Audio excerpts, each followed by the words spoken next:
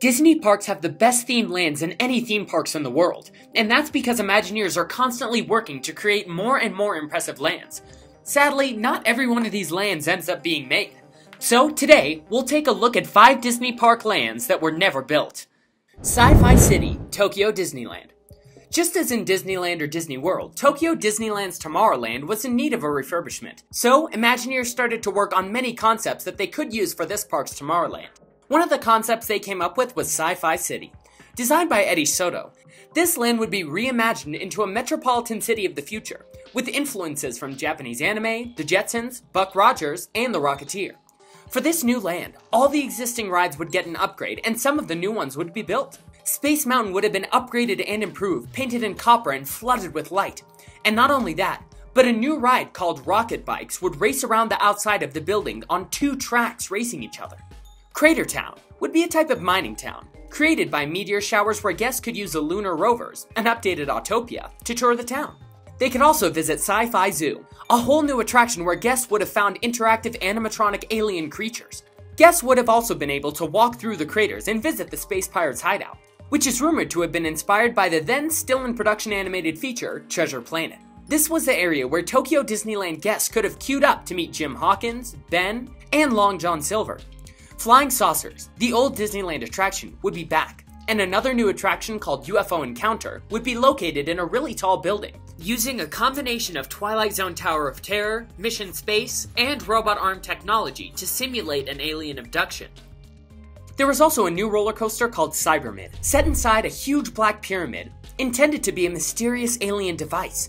Riders would have found themselves inside an alien computer, where they would be perceived as a virus and forced to escape. This sounds awesome, so it's a wonder that it didn't end up being a reality. So what happened?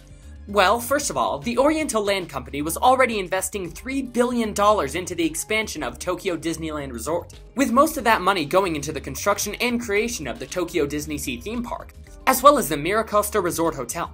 And it is also rumored that another small problem was Disneyland's Rocket Rods attraction. Given that the Imagineers could never seem to get the Anaheim version of this attraction working properly, Oriental Land Company execs were not sure to okay an expensive redo of Tokyo Disneyland's own Tomorrowland section that would be built around yet another version of the troubled Rocket Rods ride.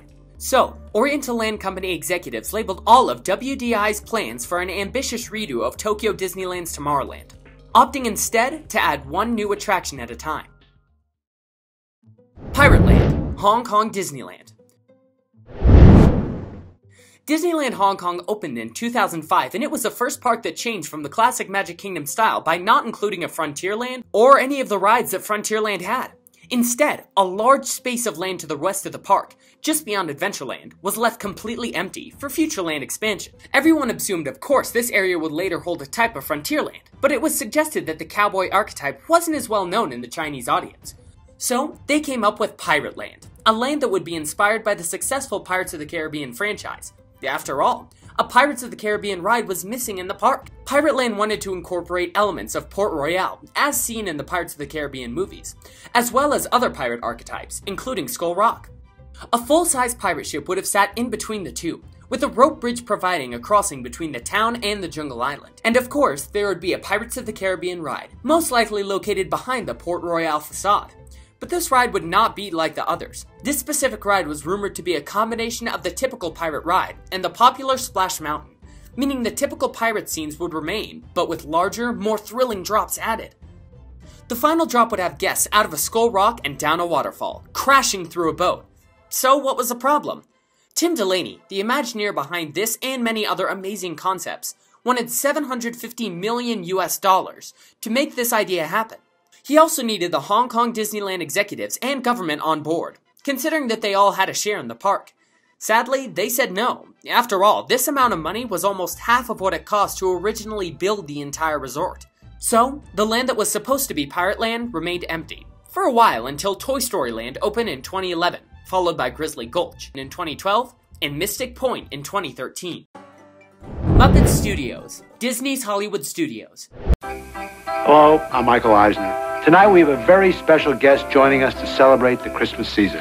Hi there, Michael. Kermit, it's a pleasure to have you here with us. Well, listen, it's a pleasure to be here, too. And, on behalf of all the Muppets, we'd like to wish everybody out there a very Merry Christmas. In the early 1990s, the Walt Disney Company came very close to purchasing the Muppets.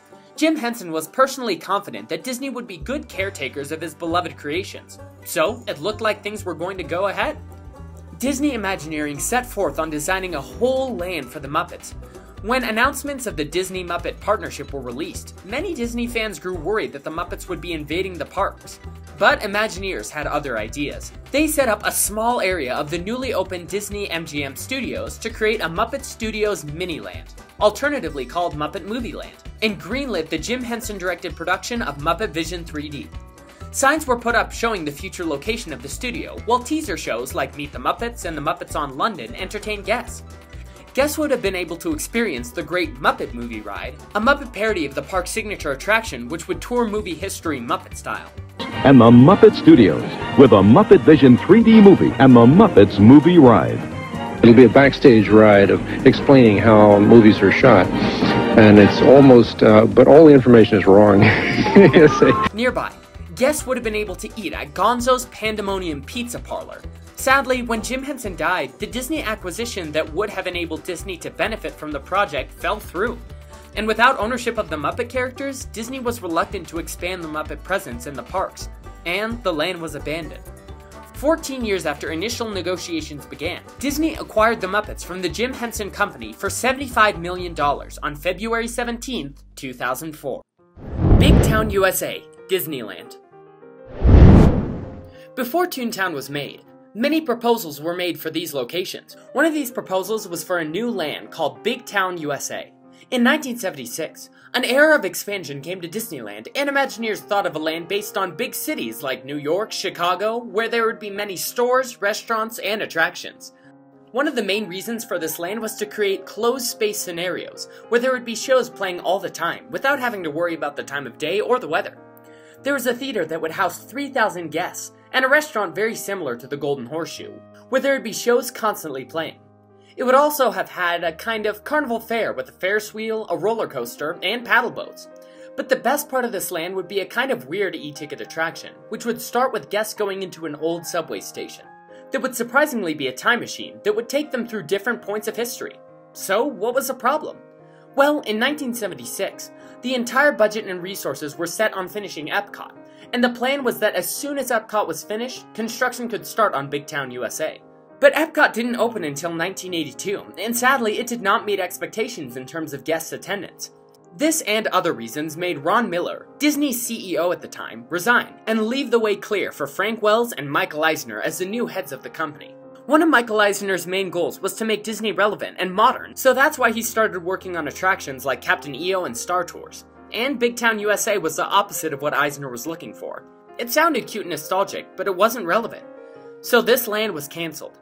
As with many other Disneylands or attractions that are cancelled, this concept served as inspiration for many things like DCA's Paradise Pier, and some ideas that were also recycled for American Waterfront in Tokyo Disney Sea.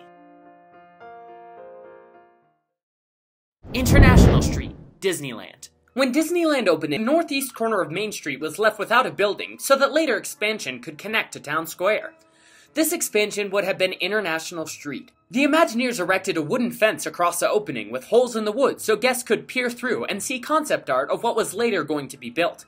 International Street would have been a zigzagging street surrounded by an assortment of architectural buildings and shops from around the world. Guests would have been able to see recreations of an English pub, a Danish toy shop, or an Italian square. This area of the park had been Walt's idea, and he had wanted it to be a part of Disneyland since its opening. But funds began to run low, and Disney executives suggested cutting the lands back to just Main Street USA, Tomorrowland, Adventureland, Frontierland, and Fantasyland. Walt realized that he might need to scale back on his ambitious plans. So, International Street was pushed back. After a while, Walt decided that the space was not big enough for International Street to be built, so other plans, like Liberty Street and Edison Square, were made. Neither of these were made either. But not everything was lost, because International Street would inspire what would later become the World Showcase at Epcot.